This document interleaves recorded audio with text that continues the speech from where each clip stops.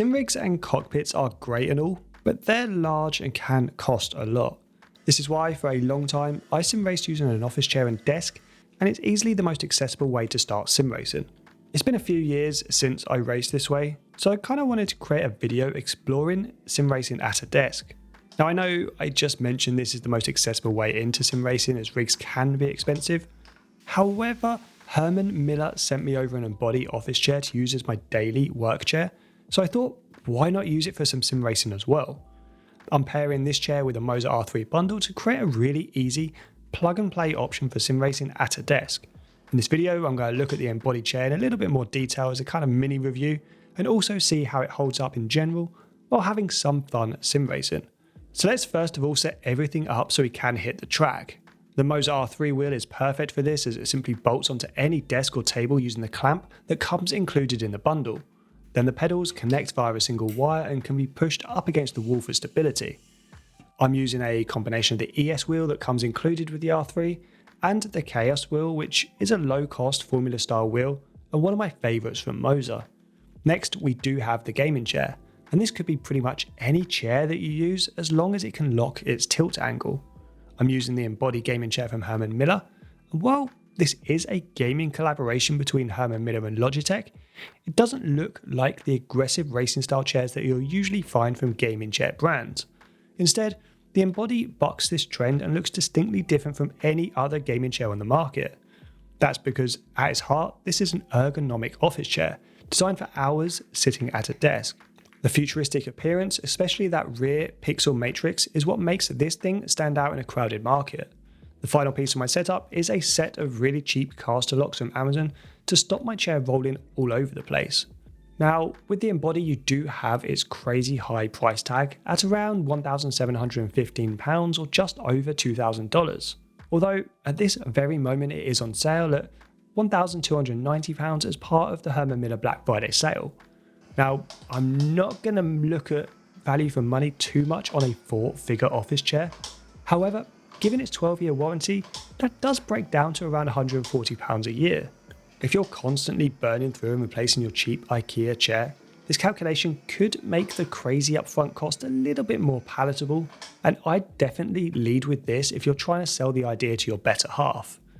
In stark contrast to the Embody chair, the R3 bundle costs just £299 if you're buying the PC version, or £339 if you want the Xbox compatible version. For that price, you're getting an entire sim racing bundle, a small direct drive wheelbase, a steering wheel, pedal set, and an included table clamp. Despite its price tag that would rival the most premium cockpit, the Herman Miller chair is actually pretty well designed for sim racing. The sleek design with a tapered back frees up your arms and doesn't restrict your movement in any way. The flexible and free-form nature of the backrest also allows you to move about a little bit, even while this chair is locked in place. Now, this may sound like a bad thing, but it really isn't. The chair offers all the support you need. However, when rotating your back from side to side, the chair supports you while flexing a little bit as well. The Embody is always there and adapts to you. This allows the chair to be always supporting your back no matter how you're sitting, and it's one of the reasons why it is so comfortable. In terms of adjustments, you have your usual height and tilt adjustments, as well as what Herman Miller call back fit, which sets the default recline angle and lower back support. When sim racing, you're going to want to lock the tilt so you don't go falling backwards when stomping on the brake pedal. Moving down to the seat itself, and Herman Miller have extended that pixelization down below.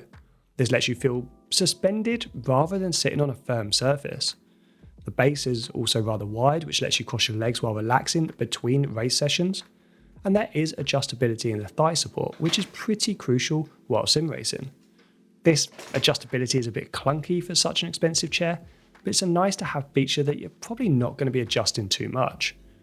The armrests themselves at first glance appear to be missing some crucial features that are present on most gaming chairs, and that's 4D movement. Instead, you've got raise or lower and width adjustment, and that's pretty much it. The arms curve around your body, and this allows for an unrestricted seating position. You can also push them completely out of the way, which has a nice satisfying clunk to it. My default work position is having the arms in line with my desk, where I can then push them out of the way to sim race.